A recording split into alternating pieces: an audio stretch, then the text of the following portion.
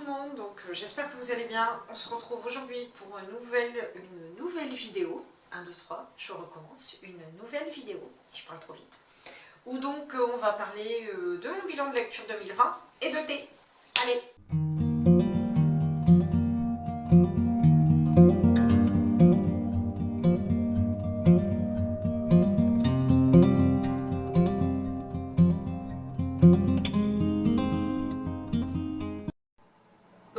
Donc je vous disais, je vais donc vous parler de mon bilan de lecture de novembre 2020, même si vous verrez cette vidéo-là en décembre. Et je vais également vous parler des thés et infusions que j'ai achetés pour la période de Noël. Bon, je suis une grande consommatrice de thé d'infusion toute l'année, mais là j'en ai acheté quelques-uns. Parce que, comme dit mon chéri, c'était quoi ta phrase ? Ouais, il faut toujours avoir un bon thé, boire un bon thé pour lire un livre. Et non pas lire un thé pour boire un livre.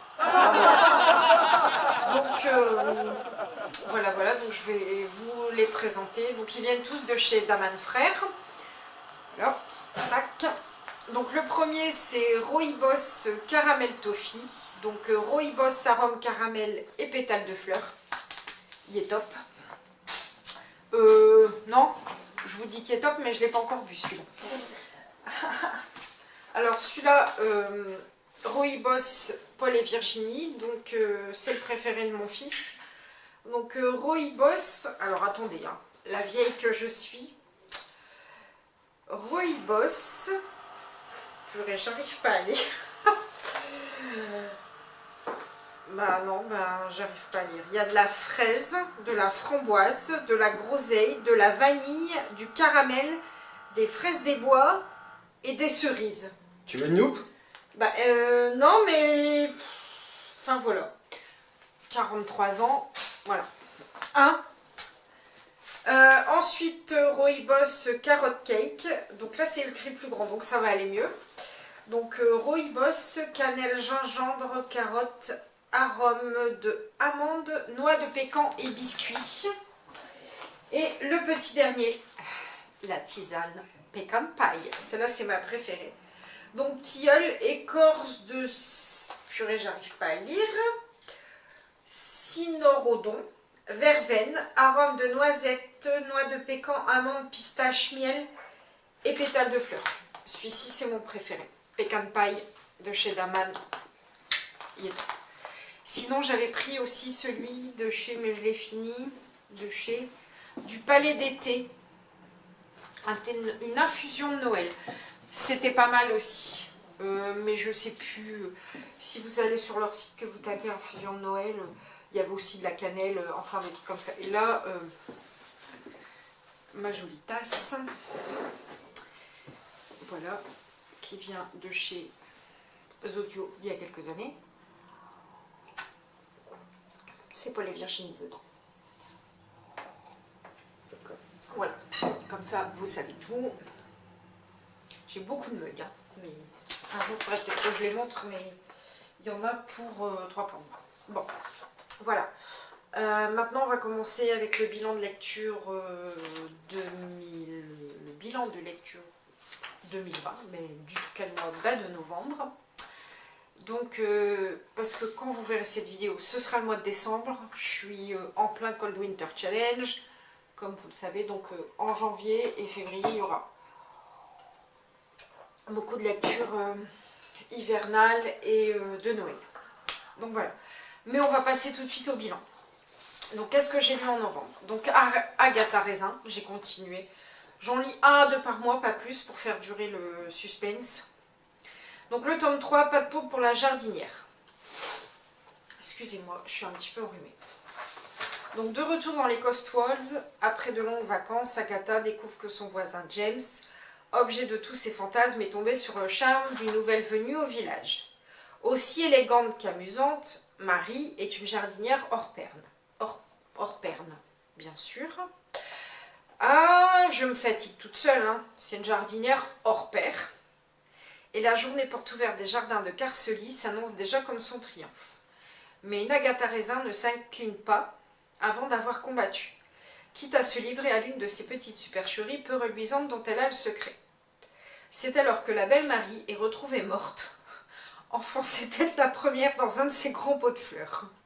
Donc vous imaginez le scénario, il y a un grand pot de fleurs, elle a la tête dans le pot et les jambes pendues au plafond, comme un petit cochon. De toute évidence, Agatha n'était pas la seule à souhaiter la disparition de sa rivale.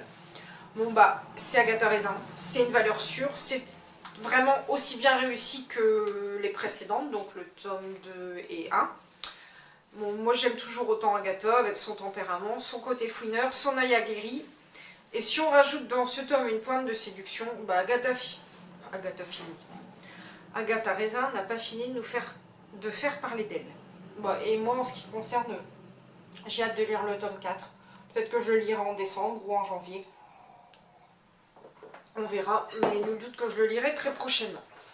Voilà, donc Agatha Raisin, valeur sûre, vous pouvez y aller. Donc ensuite, j'ai lu La crêperie des petits miracles d'Emily Blaine. Des petits miracles d'Emily Blaine. Adèle a tout quitté. Paris, le grand restaurant dans lequel elle travaillait. La pression constante des cuisines, la misogynie du chef qui l'a bridé chaque jour un peu plus. Pour échapper au burn-out, ça me fait penser à une connerie que j'ai lue, burn-out, qui disait, t'as pas entendu ça? Je parle à mon mari 2 secondes, qui disait que c'était parce que, c'était dans quoi? Mais si, dans le truc, que le burn-out c'était parce qu'on était fatigué au mois d'août. Non, mais si, burn-outé. Ah ouais, ouais, pas outé, burn-outé. Non, c'était dans, merde, scène de ménage. Ah oui, mais j'ai voilà. oublié la bêtise. Ouais, et au fait, je crois que c'est Emma dans scène de ménage qui dit... qui demande la traduction de burn-out. Ouais, qui demande la traduction en français de burn-out, et son mec qui est prof d'histoire ou géo lui dit c'est parce qu'on, je sais plus, en gros, on fait un burn au mois d'août, ou enfin, il y a une connerie du genre. Bon, enfin bref, on s'en fout, mais voilà. Donc, elle fait un burn-out, elle se réfugie chez une amie de sa grand-mère à Saint-Malo. Donc, dans la crêperie de Joséphine, elle reprend petit à petit ses marques, restant loin des cuisines, mais s'occupant du service et des clients.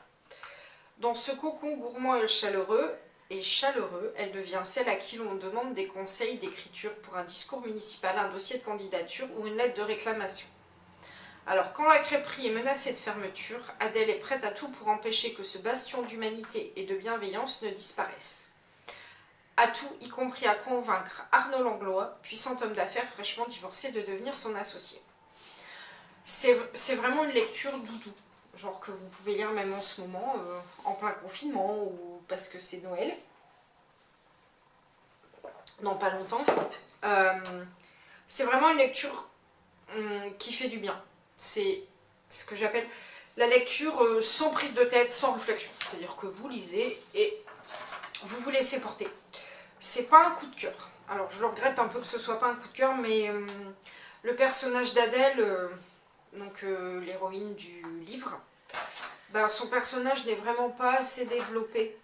C'est dommage, j'aurais aimé qu'on en apprenne un peu plus sur elle, personnellement.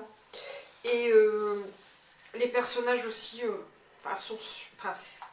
c'est le problème avec ce genre de livre aussi, c'est que les personnages sont trop lisses. Et comme ça parlait de cuisine, je m'attendais à avoir un peu plus de... Je sais bien, on n'est pas dans Top Chef ou dans le meilleur pâtissier, mais je m'attendais à avoir plus de moments culinaires, genre des petites recettes, des petites idées, des petits trucs. Mais bon, voilà, c'est une petite déception, mais ça m'a pas empêché d'apprécier la lecture. Et vraiment, je le recommande si vous avez envie de vous détendre et de lire un truc sympa sans prise de tête. Après, j'ai lu un roman, un recueil de nouvelles. Donc, Noël Actuali, donc il y a Isabelle Alexis, Tony Béard, Adèle Bréau, Sophie Orionnet, Marianne Lévy et Marie Vareille. Et si la comédie romantique culte Love Actually, film que j'adore, vient y apporter sa petite touche de magie pour faire basculer les situations les plus inextricables, l'esprit de Noël promet d'être au rendez-vous. Bon, moi je me suis dit, des nouvelles avec comme thème commun Love Actually, film dont je suis absolument fan et que je regarde tous les ans en cette période de fête de fin d'année, je me disais banco, que logiquement, les nouvelles ayant comme trait d'union Love Actually, la magie devrait faire le reste, que ça devrait matcher. Bah non. Ça a été the gros flop of the gros flop. Alors je dirais pas que tout est mauvais, hein. Il y a des nouvelles, ça va. En fait, ça va du pire au moyen. Voilà. Je peux même pas dire que c'est bon, parce que c'est pas vrai. C'est pas bon. C'est entre nul et moyen. Voilà. C'est dommage parce que... Bah voilà, Sophie Henrionnet, j'ai bien aimé Les Mondes de l'Arbre. Adèle Bréau, j'avais lu plusieurs bouquins d'elle aussi et j'avais bien aimé. Et Marie Vareille, je l'aime beaucoup. Les autres, je vais pas en parler, je les connais pas. Enfin, de nom. J'ai pas lu leurs bouquins. Donc franchement, ouais, ça m'a pas emballé du tout, quoi. C'est, voilà, comme je dis, bah voilà, ça va du moyen au très mauvais. C'est dommage que ça n'a pas fonctionné. Je pense que j'en attendais peut-être un peu trop aussi. Mais voilà, c'est insipide. Ça n'a pas grand intérêt. Même pas du tout. Mais voilà, c'est dommage. Franchement dommage. Bon, après ça, j'ai lu Les Clés du Bonheur, qui vient du Nord, de Valérie Robert. Donc je vous lis le synopsis. Savez-vous que le bonheur vient du Nord? C'est en effet au Danemark, en Suède et en Scandinavie que vivent les populations les plus heureuses et les enfants les plus épanouis. La journaliste Valérie Robert est allée, au fil de témoignages et d'interviews d'experts, recueillir tous les secrets du bien-être nordique, pour les appliquer dans sa propre vie. Résultat, elle est heureuse. Et si vous aussi vous testiez le Hug, j'ai toujours un problème avec ce mot, le Hugge, le H-I-G-G-E danois. Chantre de l'empathie et de la bienveillance entre soi et les autres. Et si vous essayiez le lagom suédois, qui vous invite à expérimenter le ni trop ni trop peu dans votre vie de tous les jours. Alimentation, consommation, écologie. Donc dans ce livre, vous piocherez des astuces toutes simples pour profiter des petits bonheurs de la vie, pour développer une parentalité bienveillante, pour vivre totalement zen au bureau, pour mitonner de bons petits plats scandinaves et vous découvrirez les bonnes adresses à Paris et en région pour décorer, savourer, entretenir votre intérieur selon le lifestyle nordique. Alors moi j'ai pris ça pour un livre de, un petit peu de développement personnel parce que je trouve le concept du... Alors, est-ce que tu peux regarder pour être sûr que je le prononce bien? Parce que entre le ig, le ouge, le ouga, voilà, enfin le truc danois quoi. Donc mon chéri va aller voir la prononciation exacte, parce que j'entends plein de personnes le prononcer de façon différente et du coup ça me perturbe.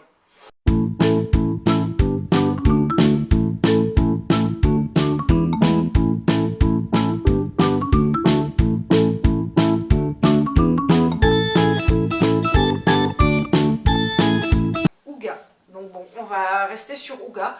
Donc je trouvais le concept du Ouga danois super intéressant. Et je connaissais pas le lagom, donc je me suis dit super, je vais en apprendre. Alors, on en apprend, certes, on apprend quelques principes du bonheur dans les pays nordiques. J'avais lu justement le grand livre du Ouga, un livre beige avec des écritures bleues, enfin je remettrai la couverture de toute façon. Celui-là, je l'avais lu il y a quelques années, j'avais bien aimé. Mais celui-ci, Les Clés du Bonheur qui vient du Nord de Valérie Robert, franchement, le bouquin, déjà c'est mal écrit. Honnêtement, c'est mal écrit.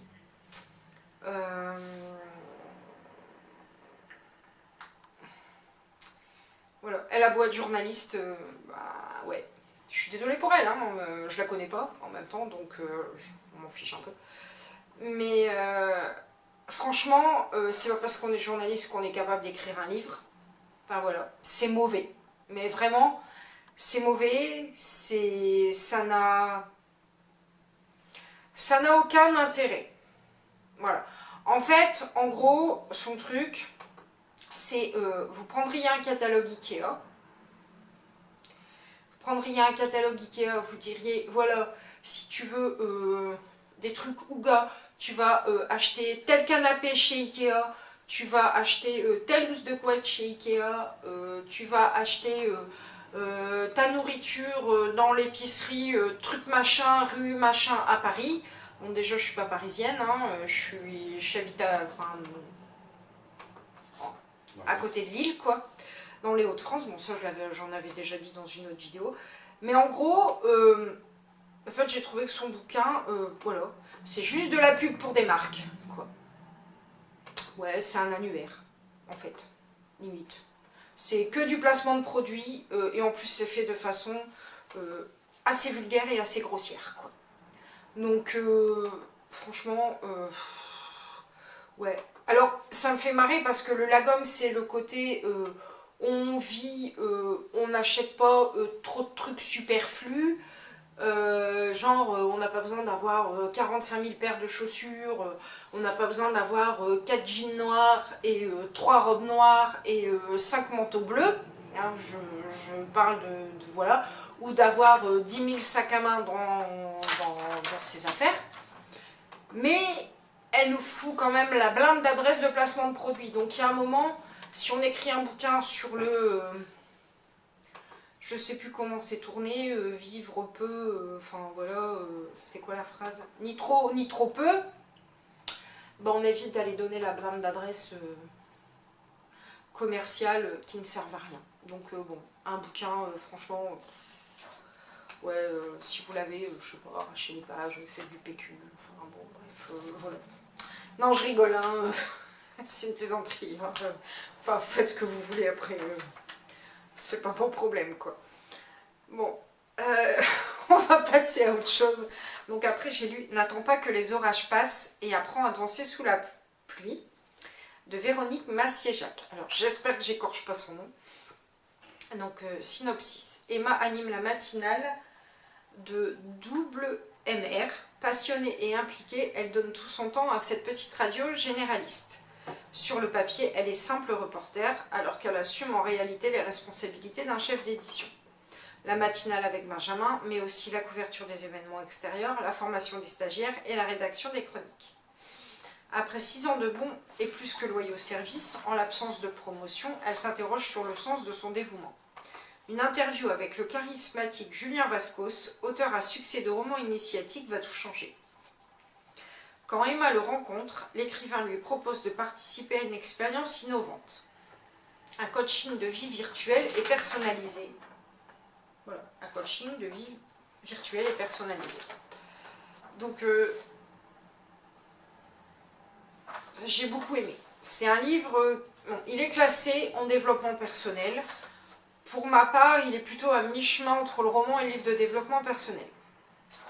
Parce que, voilà, il donne développement personnel dans le sens où quand elle fait son coaching de vie virtuel et personnalisé avec Julien Vascos, il y a plein de petits conseils qui viennent, le carnet de gratitude, les affirmations positives, enfin des tas de trucs comme ça, des tas de petits conseils pour améliorer la vie au quotidien. Enfin, je pense que tout le monde qui s'intéresse un peu au développement personnel connaît ce genre de petits trucs. Et donc, mais en même temps, c'est assez romancé quand même. Donc, bon, voilà. Donc, la lecture, elle est top. Franchement, c'est fluide, c'est agréable. Et on tourne vraiment les pages avec beaucoup de plaisir. C'est pas lourd, ça se lit bien, quoi. Puis moi j'ai trouvé que les conseils donnés tout au long du livre, ils sont sympas. Bon, moi c'est des conseils que je connaissais déjà, que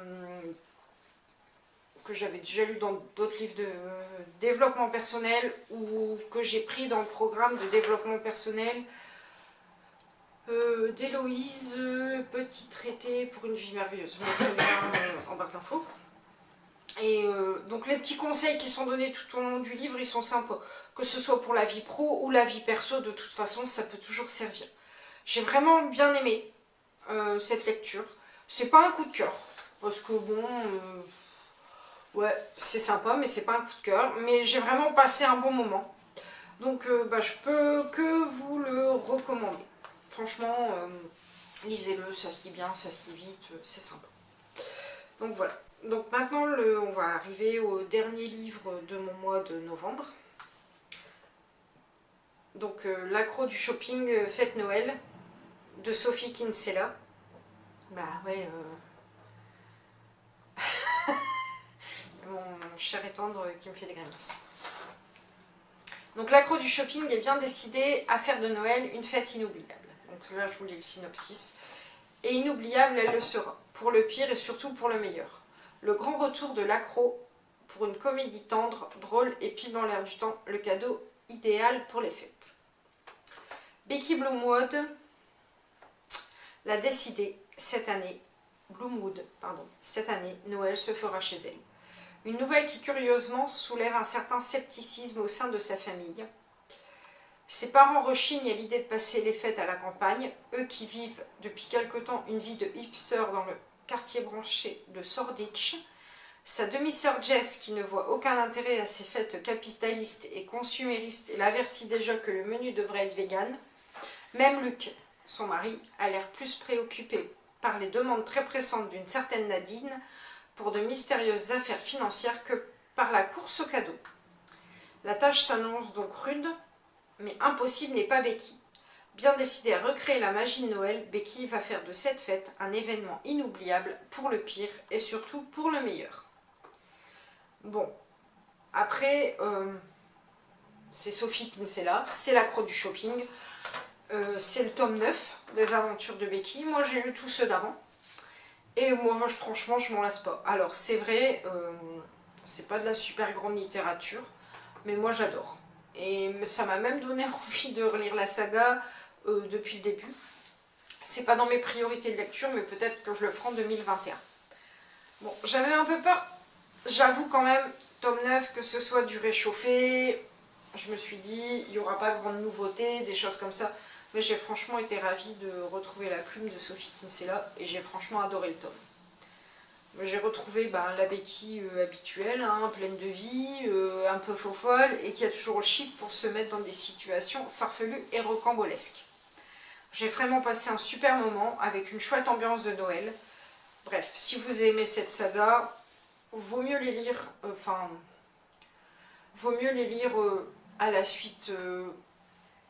C'est pas un tome que vous pouvez piocher comme ça, hein, parce qu'il y a quand même une continuité. Bref, si vous aimez cette saga, foncez et lisez-le, car vous passerez franchement un excellent moment de lecture. Et en plus, à la fin, je l'ai trouvé, il y a une petit truc à la fin. Et j'ai trouvé ça super mignon et super touchant. Bon voilà, pour ce bilan, donc en gros, j'ai lu 1, 2, 3... 4, 5, 6 livres sur le mois. Je trouve ça peu. Mais bon. Après, j'ai pas non plus un emploi du temps à rallonge. Je lis très peu en journée. Voire quasiment pas du tout. J'ai pas le temps. Voilà. Honnêtement, j'ai pas le temps. Surtout depuis que Nathan fait l'école à la maison. C'est vrai que ça demande plus de temps, plus de préparation. Donc... en général, quand je dis c'est le soir, avant Netflix ou avant Disney+. Parce que, voilà quoi, je regarde pas je regarde pas la télé à proprement parler. Je remets par contre Netflix et Disney+. Plus Disney+, que Netflix d'ailleurs. Bon voilà. Je vous dis à très bientôt, prenez soin de vous, faites attention à vous, je vous fais de très gros bisous. À bientôt pour une nouvelle vidéo. Bye bye tout le monde.